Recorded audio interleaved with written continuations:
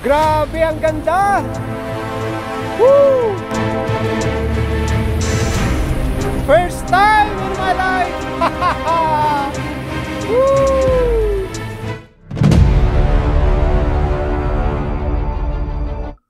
So, sa ilalim pala ng mga punong ito makikita nyo. Ang ganda, pang ilang yungib na ito.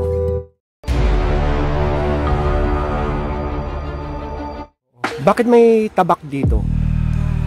May itak po kasi po yung simbolo na nung araw ang ginamit nila sa pakikipaglaban ay gulok o itak. Okay. Sa mga bato naman, sumisilid sa mga kuweba na siyang...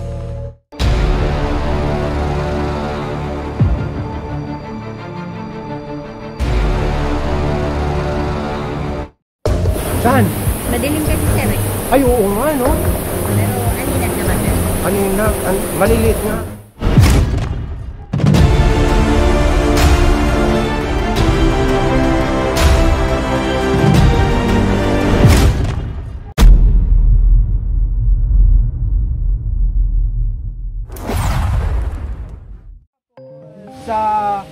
Sa tour nyo dito sa National Park, saka sa cave, sa 19 years, magkano na ang pinakamalaki mo nakuha o natanggap na tip?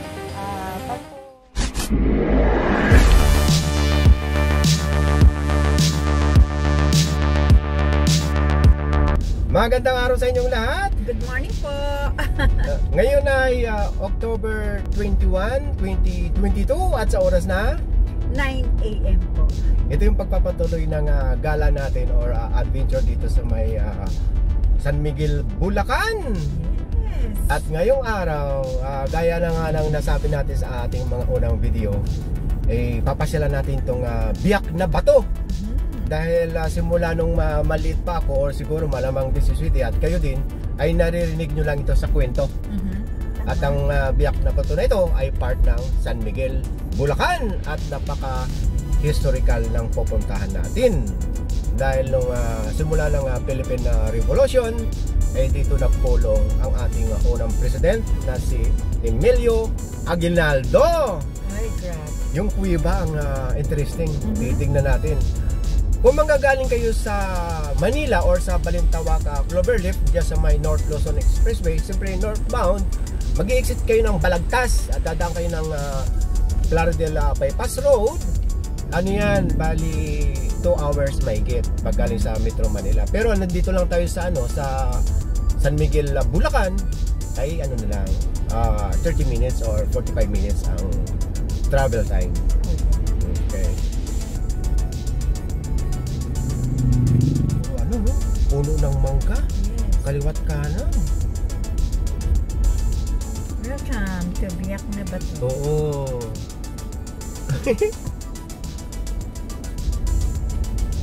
Ito na yata. Oo, ito na.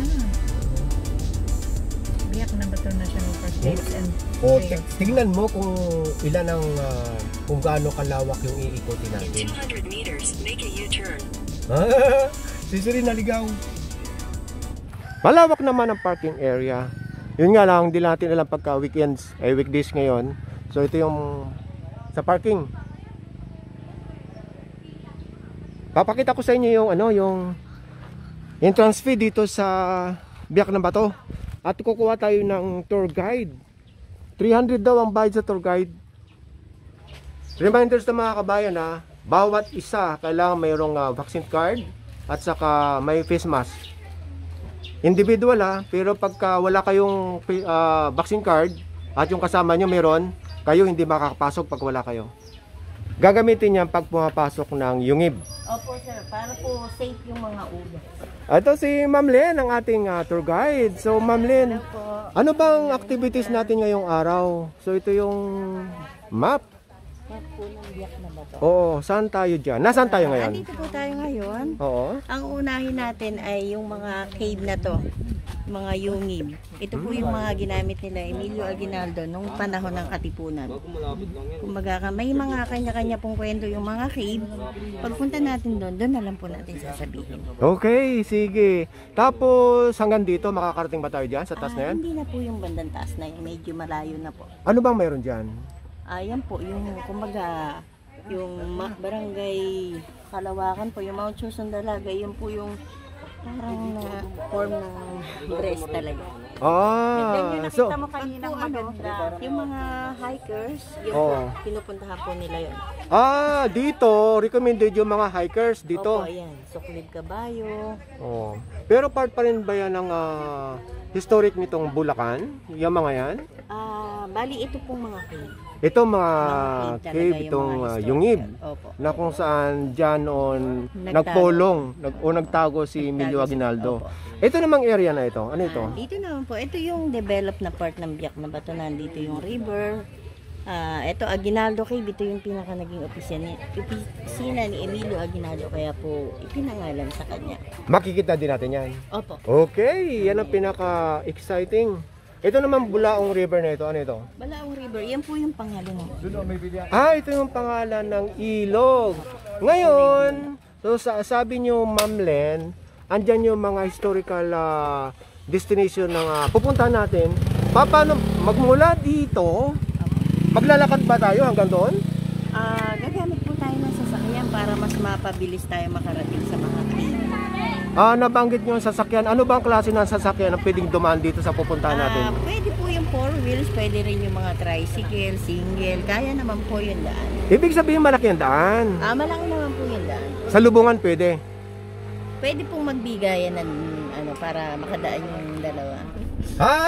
Tingnan mo City City.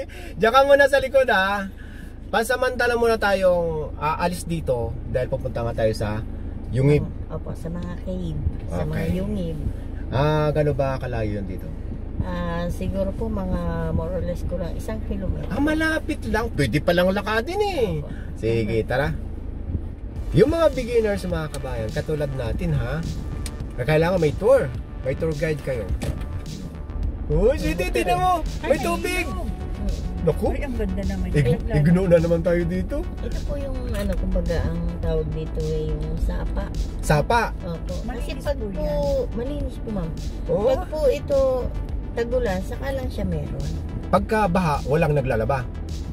Pag po baha sa ilog, malakas po ang tubig din dito. Pag tagaraw na, mahina. Ang ganda, linaw Nawawala na po yan. Buti mo, hindi ko naramdaman na tumawid na pala tayo. Ito na yung maliit. Opo, yan. Ito na hindi pwedeng salubungan. Opo, yan. Malayo ba ito? Hindi naman po, kapraso lang po yan. Kapraso lang to. Natin yung Mount Susan Dalaga. Ayun ang aakyatin natin? Akyatin mo daw yung Hindi naman po.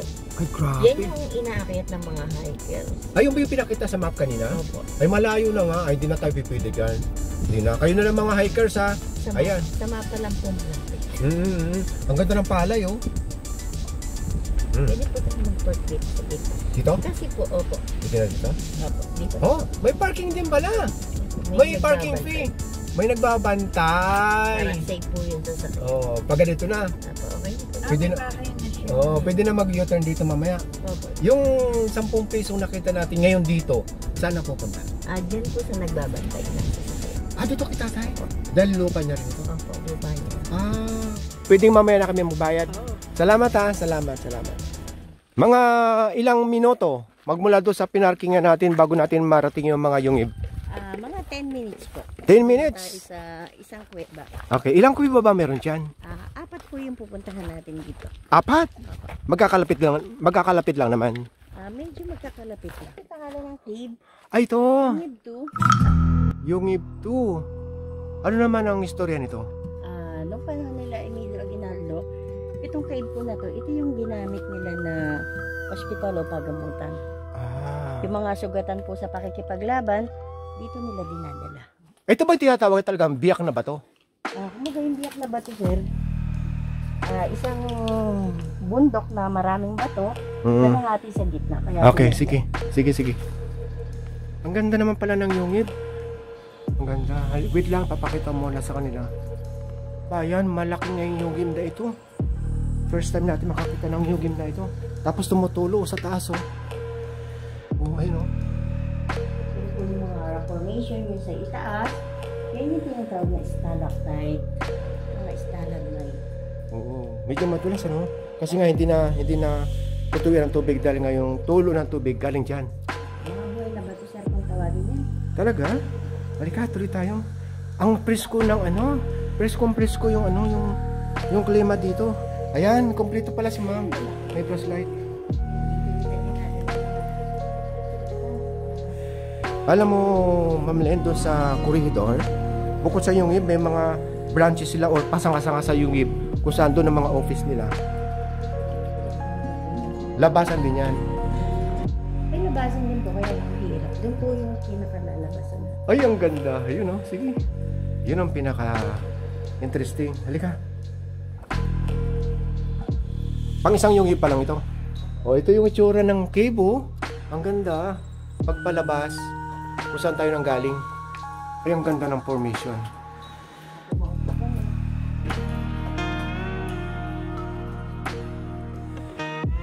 Grabe, ang ganda rito. Tabingin na yung helmet ko. Yung F3 na pala ito. Dito naman po, ito yung ginawa nila na imbakan ng mga pagkain, gamot, armas. Kung napansin niyo po kanina, paglabas natin sa Yungib 2, yung pagamutan, Oo. malapit na po yung pinaka-entrance nito sa kabila. Okay. Malayo pa ba kung halimbawang duman tayo sa entrance at dito tayo lumabas? Malayo ba ito? Hindi naman po. Kasi laki lang siya din ng Yungib 2. Okay. So ito na yung pinakamalaki niya. Opo. Kaya nga lang po, talagang madulas. Kaya hindi natin kakayanin. Oo. Oh, tingnan nyo naman talaga malumot, ano? Okay, sige. Sa tingin nga natin mga kabayan, medyo madulas. Kaya maganda yung advice ni Ma'am Len, yung ating tour guide. Dahil mukhang madulas nga, oh. Siguro po, kaya po nila napili itong biyak na buto ay dahil po yung mga cave po rito, hindi mo akalain na may cave pala. Kasi po sa labas po nun, kamukha po nito, ayan, nababalot siya ng mga puno. Hindi siya pansinin. Opo, hindi po siya pansinin. Hindi nga naman mapapansin. Kung makikita nyo sa taas, di ba, wala ka makikitang Yungib. So, sa ilalim pala ng mga punong ito makikita nyo. Ang ganda. Pang ilang Yungib na ito? Bali, pangatlo po natin, Ano? yung tinatawag na tanggapan cave. Tanggapan nila. Meron pa sila dito mga table noon? Siguro po nung araw yung mga table na papaglan, ganyan, sa Ang ganda nga naman, ano? Biro mo naman, natatagpuan nila itong ganito mga kuweba, no? Dito sila nagtago. Ang sarap pakinggan nung nung patak ng tubig na galing dito. Anong tawag nga ulit yan? Stalactite po yung nasa itaas. Stalak. Ito, tingnan mo, Ito, Maya, to. Mga buhay na bato po kung tawagin. Okay. Kapag po nakakita kayo ng mga basa at kumikinang, yun po yung mga buhay pa. Bawal po siyang hawakan. Talaga? Naku, bakit bawal hawakan? Record ko.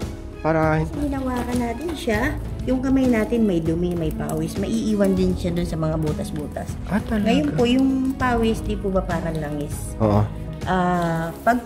Pagpatak po ng tubig na siyang nagpapalaki sa kanya, Oo. dudulas na lang po yung tubig, hindi na siya kakapit dun sa may bato.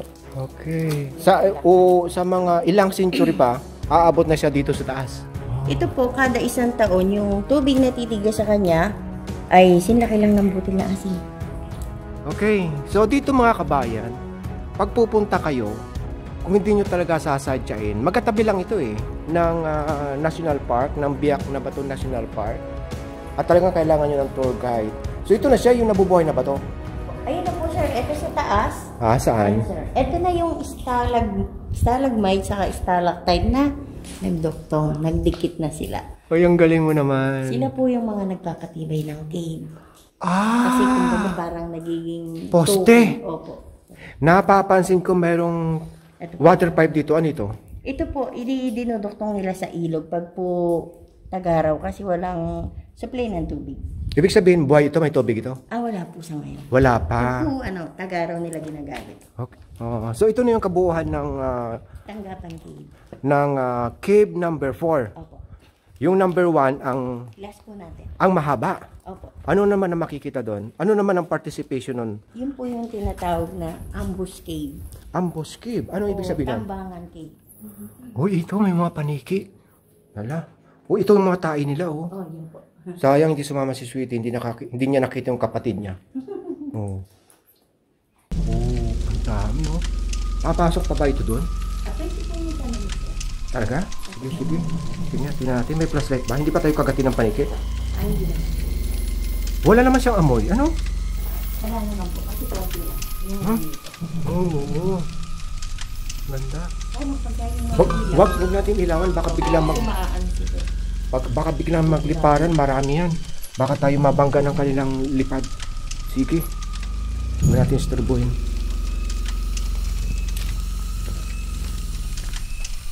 Sabi ko nga po, yung ibuan, yan po yung pinakamahaba, pinakamadilim, pinakamalilas. Doon tayo pupunta. Halika, sige. Mauna ka na. Hindi ko alam yun. Ay, hindi ko. Sige. Ayun pala yung pangalan, oh. Tanggapan Cave, Mountain Bike and Hiking Trail. Oh. Ang sarap maligo dito, oh. Oh. Ay, ito na yung lungib. Okay. So, ito na yung pinaka last na papasukin natin. Wow, grabe. Ang ganda. Alam ko na ang ibig sabihin. Yan ang pinaka-boundary yung ilog. Diba? Bago makatawid sa ilog na yan, aambusin na nila dito. Ano? Ang ginagawa sa nila, doon sa may daanan natin kanina, Oo. may isang katipunero na lalabas doon. Oo. Papatanaw siya sa Kastila. Ngayon, hahabulin siya. Hanggang sa pagdating dito, papasok yung katipunero. At kasunod niya po yung Kastila. Ang hindi alam na Kastila, maraming na naka. Ah, parang pinaka-patibong pain. Patibong ako. Okay. Ito yung mahaba. Sige.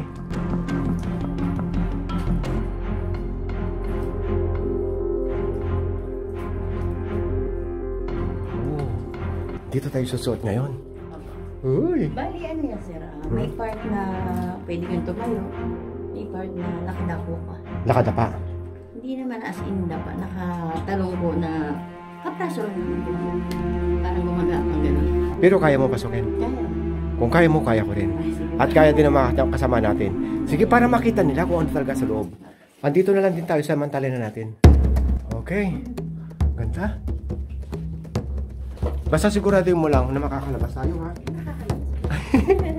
Nagagalit sa atin si Gian. Oo. Ang galing mo naman. Talagang alam na alam mo dito. Pero malinis, ano? Malinis. Eh talagang nakayuko nga talaga. Grabe na to. Ay, ito na hagdan. Sabi. Ay na, hagdan. Sabi po, itong hagdan po na to nilagay lang ng mga lokal. Oo. Mga kasama ko na guide, pero dati, So ayun. Ay, mataas pa pala. Sige, sige. Mauna ka muna. Uy, ang ganda. Grabe. Sinapo na tayo. So dito tayo bababa. Malayo pa. Ah, ito yung karugtong kung saan, kung tinuloy natin yung makipot. hindi siya rin dito sa ilalim po ng hagdan. Ah, umakit kasi tayo kaya hindi tayo lumabas dyan. Okay. Wow. Malayo pa? Ah, talaga? Uy, salamat naman. Tara. Ito na. Wow. May manok. Yun. Ah, ito. Itong entrance. Exit. Ilang yung ibang napasok natin ngayon? Bali, 4 po. 4. Andito na tayo. Ayan, sandali lang, Ma'am Len. Andito na si Sweetie, ayan na. Sa mga malalakas ang katawan, matitibay ang tuhod, isang madaling salita, bata pa, okay, marirecommend ko itong lugar dahil sa kayang-kayang akatin or gapangin. Pero yung lugar, talagang adventure, sa palaran, nakakatakot. O madilim, dahil madilim, malinis naman eh. Ngayon sa edad natin, katulad ko, for experience, dahil nakakatuwa nga, dahil sa naririnig lang natin ang biyak na bato or sa kwento, ngayon napasok na natin. Sa mga katulad kong senior citizen na, nasa sa inyo kung kaya nyo pa. Gusto nyo subukan? for experience, pero sinasabi ko, madilim nga at adventure sa palaran. Pero yung susunod natin pupuntahan, okay na. Okay na. Ano na yan? Developer na? Developer? Develop na. Nabubulol na ako. Ang pagod. Okay, tara na doon. Sa ngayon, wala na masyadong bisita, wala na kayong kita. Bihira na. O sige, bibigay ko na lang sa iyo pinakamalakas yung kita sa maghapon. O ito, 500. Salamat po. Bye-bye. Balik kayo ulit dyan. O sige. Pagkaraw. Okay. Salamat ay. Bye. Sa pagpapark ha. Bye, bye. O ito pa, chicharon daw. Galing San Miguel, Bulacan. Salamat po. Sabay. Oo. Tapos doon sa baba, mayroon ding naliligo, ano? Meron din po. Mayroon din. O, salo-salo na.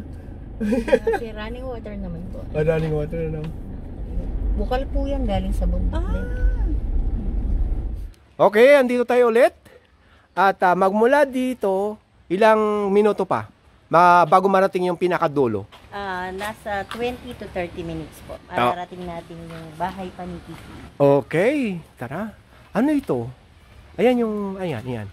Yan po yung pinaka... Halika, dali. Ipabasa natin sa kanila. Sige po. Oo. Bakit may tabak dito? May itak po kasi po yung simbolo na nung araw ang ginamit nila sa pakikipaglaban ay gulok o itak. Okay. Sa mga bato naman, sumisimbol sa mga kuweba na siyang naging taguan nila. Ganun po. Kaya nagsama tayo ng tour guide mga kabayan para hindi na ako mahirapan magsalita. Oo. May mga CR naman dito. Ito, may bayad ba yan? Donation lang po. Donation lang. Okay. Ano yung mga narinig kong ilog na yan? Pwede ba liguan yan? Ay, pwede po. Dito po sa bungad, yung mga taga rito naliligo. Sa banda ron, yung mga turista. Yung nadaanan ba nating ilog doon sa yung kanina, kadugtong ito? Opo, karagtong. Anong tawag sa ilog na ito? Balaong River. Balaong. Opo. Ang ganda ng formation ng rock, oh. Yan ay yung mga part ng biyak na bato. Okay. Diba sir, parang mga biyak-biyak. Oo nga. Kala ko naman, ang biyak na bato, sila General Emilio Aguinaldo ang nagbiyak ng bato. Dok na maraming bato. Ang nagbiyak niyan yung tubig. Yung Kalikasan na. kalikasan na. Dam pala ito, oh. May maliit po na dam na nilagay. Oo. Ay, ito na yung hanging bridge. Sino nagpagawa ng bridge na ito? Noong po 1998, panahon ni Ramos, Oo. 100 taon ng kalayaan ng Pilipinas. Kaya po, ayan na. Ito na. Opo. Okay. Ang ganda. Grabe. Oh, ang daming naliligo. Ano talaga ang dinadayo dito sa may Biak na Bato o National Eco Park? Yung pong ibang dumadayo, gusto nila pumasok sa mga cave, yung pinuntahan natin kanina. Pero pag po yung mga family, may mga kasamang bata, ang gusto naman po nila mag-picnic sa ilog. Ito? Tapos maliligo po sila. Opo, sa kabila po. Bukod dito sa naliligo na yan, mayroon pa doon sa unahan? Opo. Ito po kasi naliligo na to sa bungad. Ito yung mga lokal na taga-Biak na Bato. Dito po kasi walang supply ng tubig. Talaga? Kumbaga dito lang po sa ilog. Sa ilog? Wala pong poso, ganun. Oo, may nakikita nga ako parang dam doon sa unahan, no? Opo. Madadaanan ba natin yon? Opo, makikita natin. Dito ba pagka pumunta sila dito sa may Eco Park, ay mayroong mga restaurant? Ay, wala po. Kailangan po magdala sila ng pagkain. Pwede naman. Pwede po. Pero may nagluluto rin po doon. Kaya mas okay na yung preferred sila na may kakainin sila. Ano ito nakikita mga bahay na ito? Ito po yung CR. Si Arya. Yun po yung tindahan din siya ng aming organisasyon. Mga souvenir? Hindi po. Mga mga tinapay, soft drinks. Ito ang makikita dito sa loob. Yung mga yan. Mapupuntahan ba natin lahat ng mga yan? Bali, ito po yung pinakadulo, yung bahay pa ni Cave. Tapos saka ito yung viewing deck. Tapos ito po yung river na to sa baba. Yun yung nakita natin naliligo. Ay, yung mga paniki na yan, ano yan? Yan po yung naninirahan din sa bahay pa ni Cave. Ito na yung hanging bridge. Ito po yung hanging bridge na itong dalawa. Kasi po yung park nga ay halos 659 na hektarya. Nasasakop siya ng San Miguel at Doña Remedios Trinidad. Yung pong dalawa na yun, nandun siya sa Barangay Sibul. Ah, okay. So ito yung yung hanging bridge. Reflection. So ito yung yung total area ng National Park. National Park. Ayan. Okay. Tapos, ano naman ito nakikita kong? Ito. Ito po yung pavilion na tinatawag. Yan, may itinatayo po na museum daw. Kasi may mga artifacts na nakuha dun sa Tanggapan Cave. Oo. Yan nila i-display. Okay. So, ito yung pinaka-interesting dito. Saan ba si General Emilio Aguinaldo dito? Ah, ito. At ito yung istorya niya. Halika, linisin muna natin, ha? Okay. Yan. Pakibasa na lang mga kabayan, ha? Medyo paus na si Sir. Oo.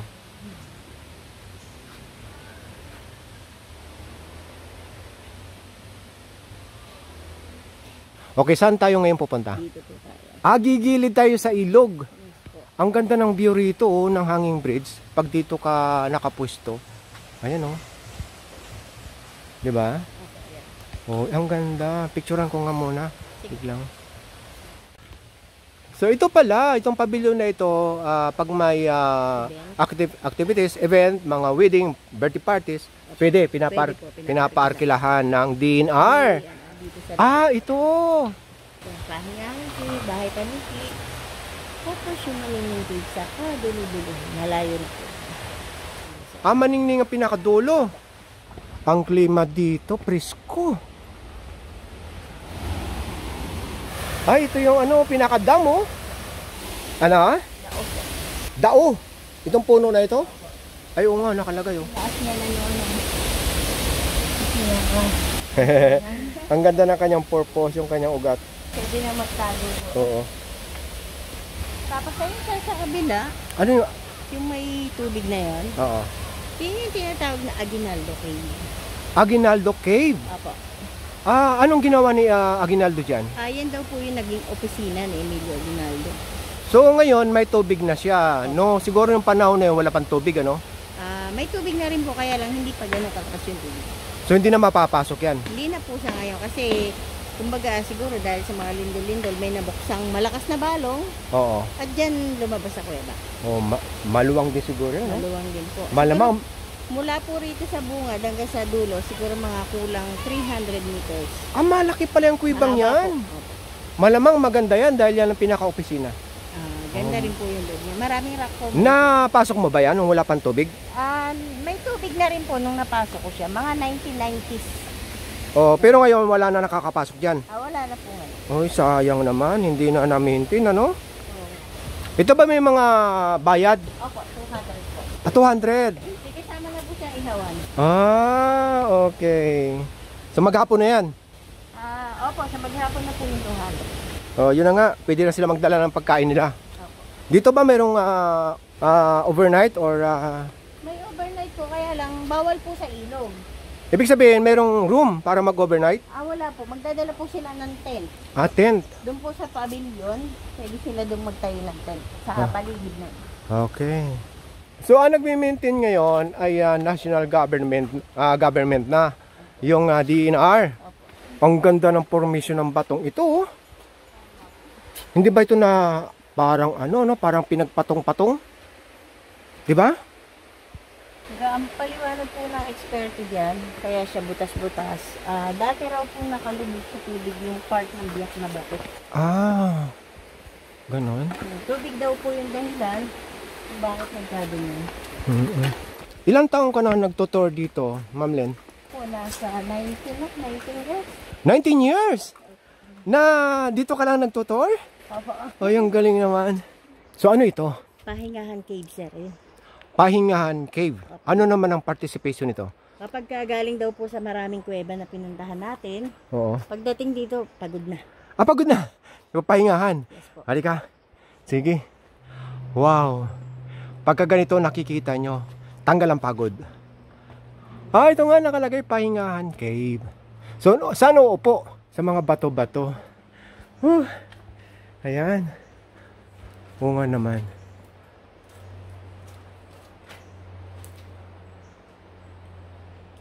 Ang ganda magpa-picture dito. Wow! Super. Super ganda. Halika. Diretso tayo. Malaki pala ito, no? Ito sir, part to ng ano? Ha? Part pa rin to ng pahinga. Pahingahan. Oh, ang ganda talaga ng formation, no? Yes sir. Uy, tagusan.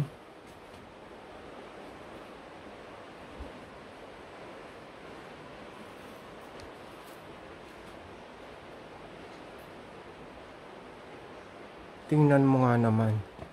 Mayroon palang tinatagong ganda rito at kayamanan. Oh, pwede ba dumaan dito? Pwede. Oo. Oo nga, no? Yoo! Oops.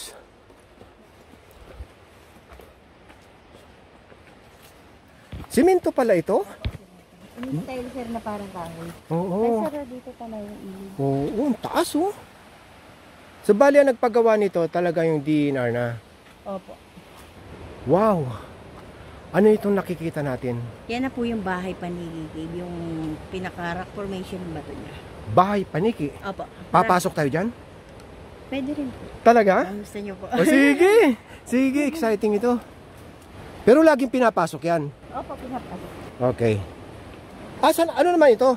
Yan po yung second hanging bridge. Ah, meron palang pangalawa. Gawa rin ito ng DNR. Opo. Hindi na lang na-maintain. Nami-maintain naman po. Nagagamit pa yan? Nagagamit po yan pagka papasok ka sa pinakaloob ng bahay paniki cave. Ah, parang pinaka-short way. Ay, ang ganda. Grabe. Yan na po yung bahay. Yan po yung pinaka-viewing deck para mas matanaw ng malapit yung harap ng bahay paniki. Oh, ano mas maganda? Mauna tayo dito o dito? Pwede rin po dito muna kasi para diretso tayo mamaya. Okay, sige. Ang ganda. Ah, malinis, ha?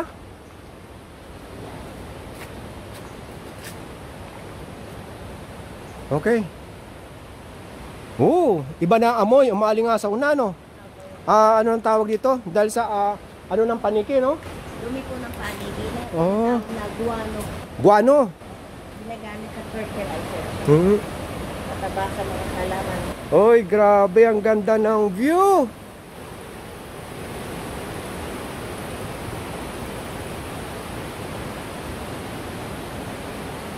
Okay, sige, ikot tayo. Dito, bababa tayo sa may view deck. Ay, grabe, ang ganda. Ito na pinaka-view deck. Super. Woo! Grabe, ang ganda. Woo! First time in my life. Woo! Iyan ang papasukin natin.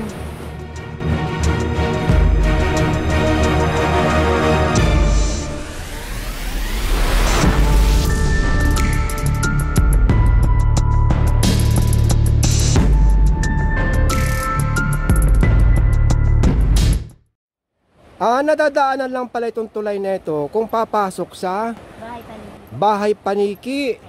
Alam mo, ang galing din ng purpose ng hanging bridge na ito, no? Alam mo, Ma'am Len, sa nakikita ko, itong Biak na Bato Eco Park, ito ay kayamanan.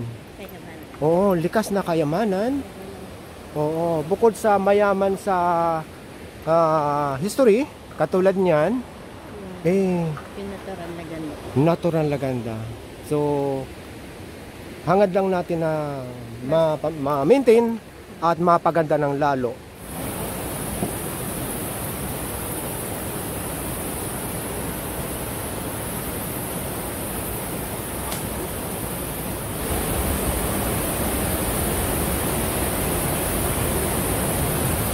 Sir, yung mga bati. Ha? Mga paniki, sir. Oh. Saan? Madilim kasi, sir. Eh. Ay, oo nga, no? Pero anilat naman, sir. Kanina, maliliit nga.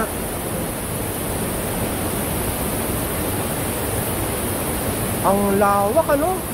Ang luwag ng cave na ito. Ha? Makakadaan pa tayo dyan? Hanggang dito lang, sir. Hanggang dito lang tayo? Oo, sige. Sir, mapicture may banda rin. Oo, sige. Uy, madulas. Madulas.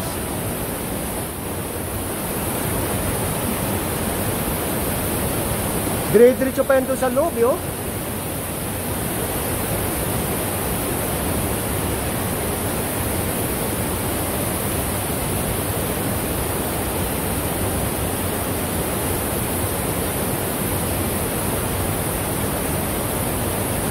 Woo!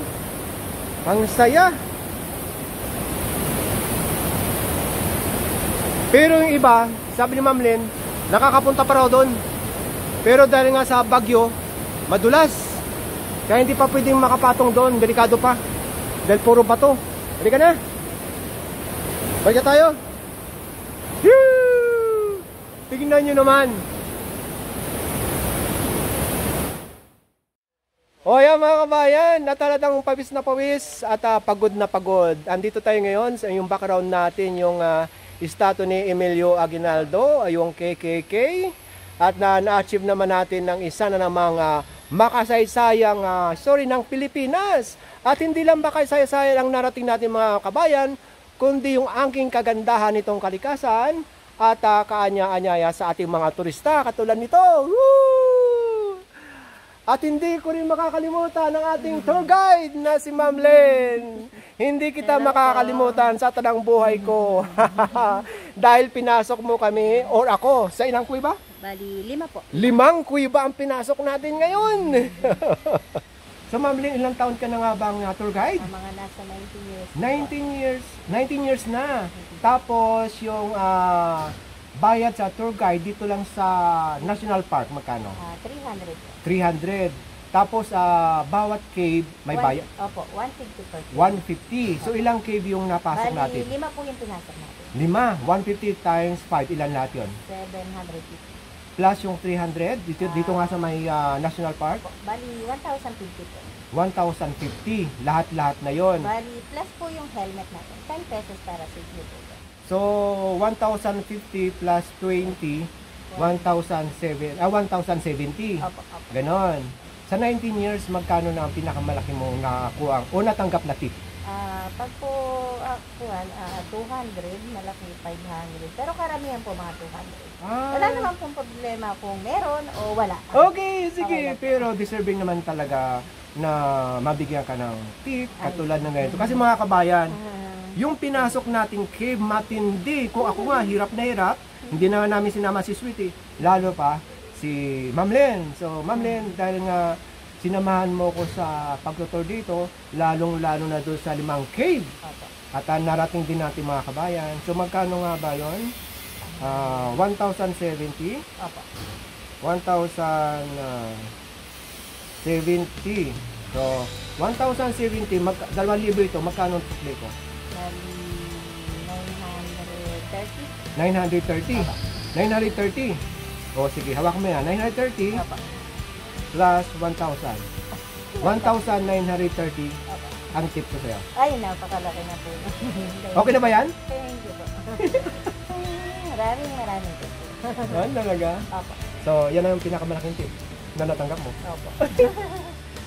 Ingat po kayo sa pag-uwi at salamat sa pagbisita dito sa lugar natin. Sabi ko nga, At sana yung mga nanonood ay bumisita rin po dito. sabi ko nga, hindi kita makakalimutan. Kaya rin po. Bye! Puntahan na natin si Sweetie. Salamat. Bye-bye.